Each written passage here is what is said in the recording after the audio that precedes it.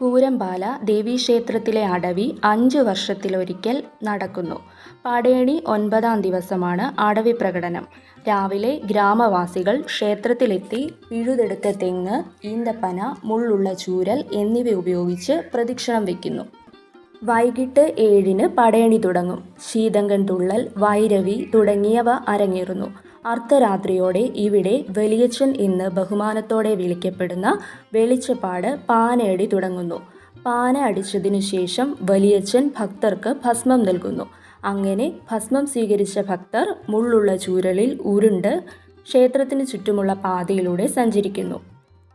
അവസാനം ചൂരലിൽ ഉരുട്ടിയ ഭക്തനെ ഉയർത്തി കളത്തിൽ നിന്ന് മാറ്റുന്നു. ഒപ്പം അവൻ്റെ ശരീരം മൂടിയിരിക്കുന്ന ചൂരൽ മുറിച്ചു മാറ്റുന്നു. മുറിവുകളിൽ നിന്നുള്ള രക്തം കാളിക്ക് അർപ്പിച്ചതാണെന്നാണ് കരുതുന്നത്. ഈ പുരാതന ആരാധനാരീതി ഇപ്പോഴും നിലനിൽക്കുന്നു.